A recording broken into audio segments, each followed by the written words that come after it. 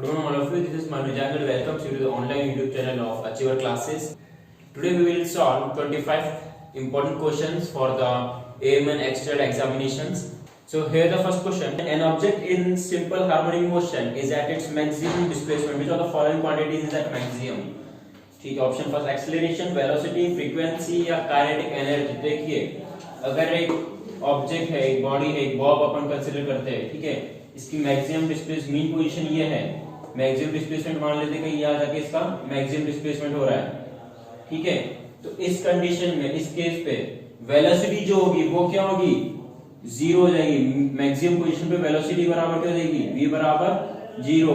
But change in velocity यानी कि acceleration क्या होगा, एक्सेलरेशन जो होगा वो क्या होगा, मैक्सिमम हो जाएगा. ठीक है, तो ऑप्शन फर्स्ट जो है यानी कि एक्सेलरेशन जो है मैक्सिमम डिस्प्लेसमेंट पे एक्सेलरेशन जो है पार्टिकल का मैक्सिमम होगा. Here the next question.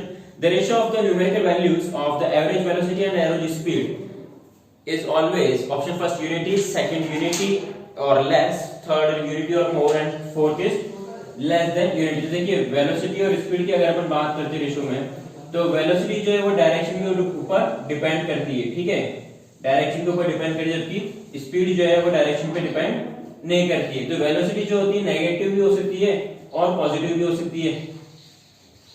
ठीक है, तो और अगर मान लो डायरेक्शन सेम है तो एक कंडीशन ये हो सकती है कि v बराबर s हो सकता है. ठीक है, तो उस केस में v अपॉन s का जो रेशियो होगा वो क्या हो जाएगा. लेकिन मान लो अगर वेलोसिटी लेस देन स्पीड है, क्योंकि स्पीड कभी वेलोसिटी से कम नहीं हो सकती. ठीक है, तो अगर वेलोसिटी लेस देन स्पीड है तो ऑब्वियस सी बात है जो रेशियो होगा v बाय s का वो क्या होगा, लेस देन 1 होगा. तो ऑप्शन सेकंड जो है यूनिटी और less is the correct answer. Okay, the action and reaction forces between two bodies are always equal and opposite. तो ये तो 9th क्लास से हम पढ़ चुके हैं. 3 लॉज ऑफ मोशंस के अंदर थर्ड लॉ ऑफ मोशन जो है वो बताता है एक्शन और रिएक्शन फोर्स के बारे में, यानी कि सेकंड ऑप्शन जो है वो सही होगा. Okay, at the stopping potential photoelectric current is option first maximum, second a constant, zero and stopping potential is the negative potential which is required to stop the photoelectric current. ठीक है, तो stoic potential के ऊपर photoelectric current जो होगा वो क्या होगा, जीरो होगा. तो आपका ऑप्शन थर्ड जो है वो सही होगा. The conservation of momentum is applicable in elastic collision only, inelastic collision only, both elastic and inelastic. Last option is none of the above. देखिए कंजर्वेशन ऑफ मोमेंटम जो है वो हर एक केस के अंदर होता ही है. ठीक है, तो कोलिजन चाहे इनइलास्टिक हो या इलास्टिक हो, हर केस के अंदर मोमेंटम कंजर्व ही रहता है. Here the next question. The persistence of audible sound due to successive reflections from the surrounding objects even after the source has stopped to produce the sound is called option 1 reflection, second echo, third reverberation and fourth is refraction. देखिए reflection और refraction तो light की terms होती है. ठीक है, sound की terms यहाँ पे दो ही है, या तो इको है या फिर रिवर्बरेशन है. तो देखिए कई लोग यहाँ पे गलती करते हैं कि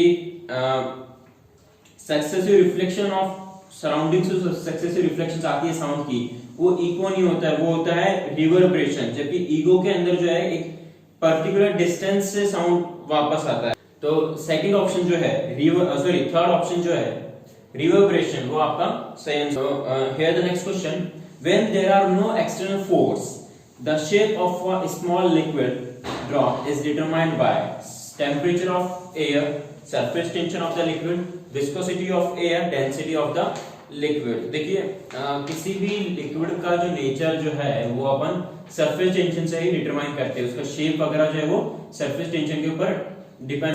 surface tension is the property of a liquid by virtue of which it acquires a minimum surface area. Okay, तो surface tension of the liquid जो है यहाँ पे अपना सही आंसर होगा. नेक्स्ट क्वेश्चन है. In Bernoulli's equation P by rho g plus V square by 2g plus z each term represents option first total energy per unit mass, second है total energy per unit volume, third है total energy per unit weight, fourth है total energy per unit flow area. Okay, तो देखिए ये जो चीज ये relation जो है ये है total energy per unit weight, total energy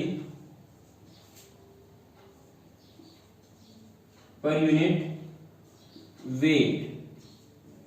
ठीक है, ये क्या होगा अपने पास P upon rho g plus v square upon 2g plus z, ठीक है। और अगर total energy per unit volume की अपन बात करें, टोटल एनर्जी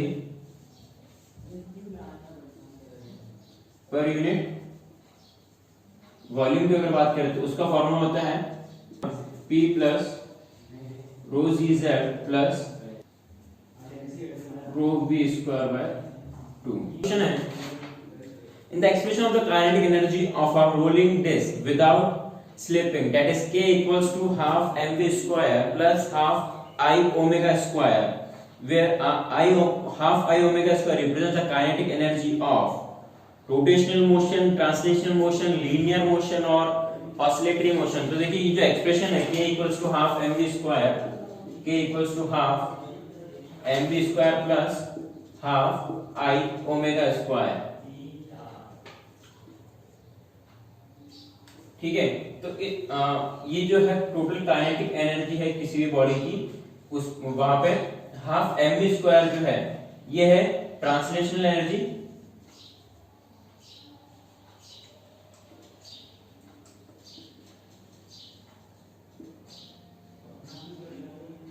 ट्रांसलेशनल एनर्जी, और हाफ आई ओमेगा स्क्वायर जो है ये है अपने पास रोटेशनल एनर्जी, ठीक है।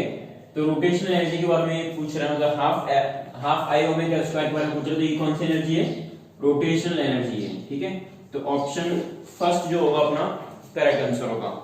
नेक्स्ट क्वेश्चन है, an atom bomb is example of which among the following। तो ऑप्शन फर्स्ट है nuclear fission, second nuclear fusion, atomic radiation या फिर बीटा रे रेडिएशन। देखिए एटॉमिक बॉम्ब जो है वो न्यूक्लियर फिजन के ऊपर बेस्ड होता है। न्यूक्लियर फिजन क्या होता है, दो हेवी न्यूक्लियस का लाइट न्यूक्लियस में स्प्लिट आउट होना, ठीक है।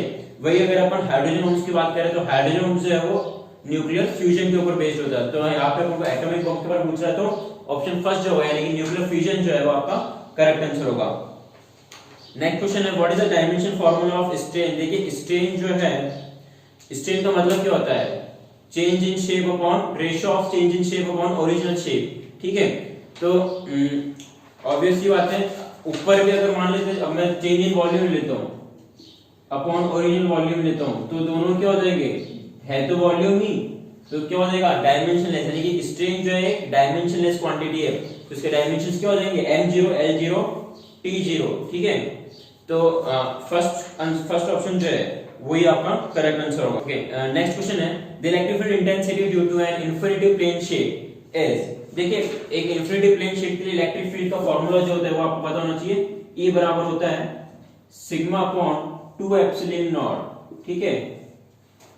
अब आप ऑप्शंस की तरफ देखेंगे तो फर्स्ट ऑप्शन है inversely proportional to the perpendicular distance of field P। देखिए यहाँ पे पहली बात तो इलेक्ट्रिक फील्ड जो है किसी भी डिस्टेंस के ऊपर डिपेंड नहीं कर रही है, डिपेंड किसके ऊपर कर रही है, सिग्मा के ऊपर। सिग्मा क्या है, सरफेस चार्ज डेंसिटी। और तो ऑप्शन थर्ड जो होगा independent of the location of the field P, यानी कि थर्ड ऑप्शन जो होगा अपना correct answer. The next question, the correct relationship between moment of inertia torque and angular acceleration is. देखिए टॉर्क, मोमेंट ऑफ इनर्शिया और angular acceleration बीच में relation जो होता है वो होता है टॉर्क बराबर I alpha, where tau is the torque, this is moment of inertia, I is moment of inertia,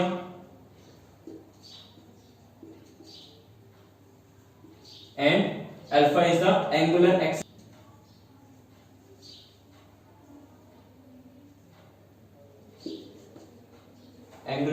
acceleration। ठीक है, तो ऑप्शन सेकंड आप देखिए, एंगुलर एक्सेलरेशन बराबर टॉर्क इनटू एंगुलर एक्सेलरेशन बराबर torque upon moment of inertia अपन बोल सकते हैं। तो ऑप्शन सेकंड जो होगा आपका करेक्ट आंसर होगा।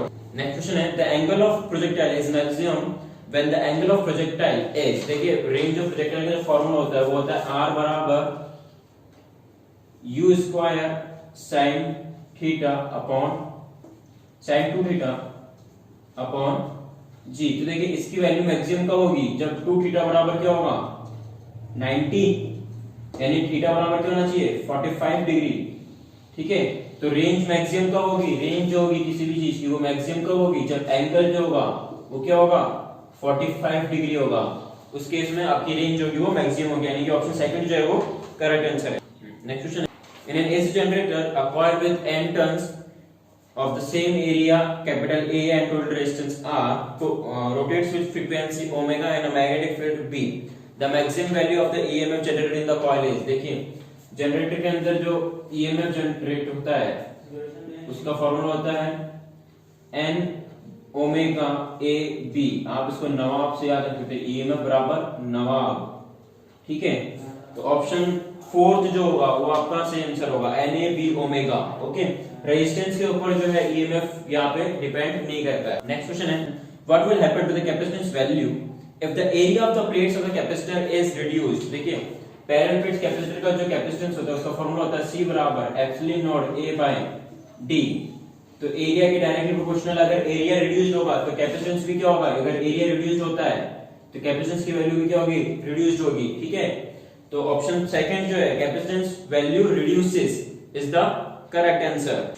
नेक्स्ट क्वेश्चन है, a charge move in a circle perpendicular to the magnetic field upon which of the following the time period of revolution does not depend। Option, तो देखिए time period of revolution क्या होगा, अगर कोई charge किसी magnetic field के अंदर revolve कर रहा है सर्कुलर पाथ में, उसका टाइम पीरियड होता है t बराबर 2 पाई m अपॉन qb। ओके, अब अपन ऑप्शन देखते हैं तो क्या होगा, मैग्नेटिक फील्ड के ऊपर डिपेंड करता है नहीं करता, देखिए बी यहाँ पर मैग्नेटिक फील्ड डिपेंड करता है, सेकंड है चार्ज के ऊपर डिपेंड करता है, थर्ड है मास ऑफ पार्टिकल डिपेंड करता है, फोर्थ ऑप्शन है velocity of the particle, velocity of particle के ऊपर टाइम पीरियड डिपेंड नहीं करता, ठीक है। वेलोसिटी के ऊपर कोई मतलब टाइम पीरियड ऑफ रिवोल्यूशन जो है वेलोसिटी के ऊपर डिपेंड नहीं करेगा, तो ऑप्शन फोर्थ जो है आपका करेक्ट आंसर होगा। नेक्स्ट क्वेश्चन है, according to the Ohm's law of the following is true. Option first है the current flowing through a wire is indirectly proportional to its length. Second है the current flowing through the wire is directly proportional to its resistance. Third है the current flowing through a wire is directly proportional to the potential difference applied across its end. Fourth one is the current flowing through the wire is proportional to the potential difference applied across its end. देखिए Ohm's law क्या होता है पहले तो वो जान लेते हैं। ओम्स लॉ कहता है कि current flowing through a conductor is directly proportional to the potential difference across its ends provided all physical conditions remains constant, that is temperature, shape, volume of the wire must be constant, ठीक है।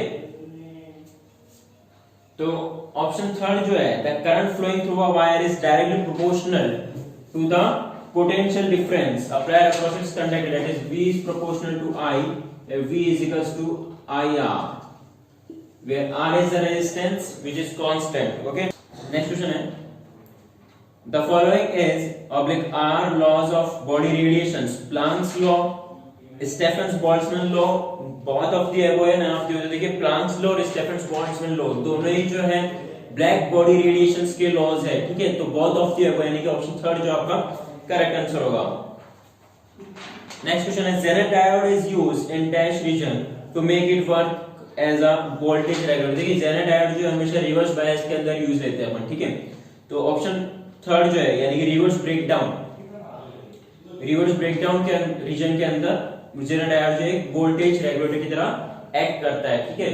Next question is, the strength of the magnetic field inside a long current carrying straight solenoid is, first option है more at the ends than at the center, second है minimum at the middle, third है same at all the points, fourth है found to increase from one end to the other, ठीक है। देखिए एक solenoid जो होती है, पहली बात तो सोलेनोइड के अंदर मैग्नेटिक फील्ड जो होती है वो कांस्टेंट होती है, यूनिफॉर्म मैग्नेटिक फील्ड होती है इस टाइप से, ठीक है, जिसके हर एक पॉइंट पे मैग्नेटिक फील्ड क्या होती है, कांस्टेंट होती है, ठीक है। तो ऑप्शन थर्ड जो है आपका सही आंसर होगा। नेक्स्ट क्वेश्चन है, the current at any time when the AC circuit contains only inductor is given by. देखिए जब सिर्फ इंडक्टर की बात करें, प्योरली इंडक्टिव सर्किट्स की बात करते हैं अपन, तो उसके अंदर करंट की वैल्यू जो होती है वो ईएमएफ से π/2 फेज से पीछे होती है, ठीक है। तो I बराबर क्या हो जाएगा, I naught sine omega T minus π/2। ये केस है इंडक्टिव सर्किट का।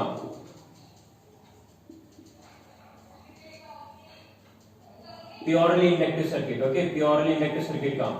अगर प्योरली कैपेसिटिव की बात करें अपन, प्योरली कैपेसिटिव की बात करें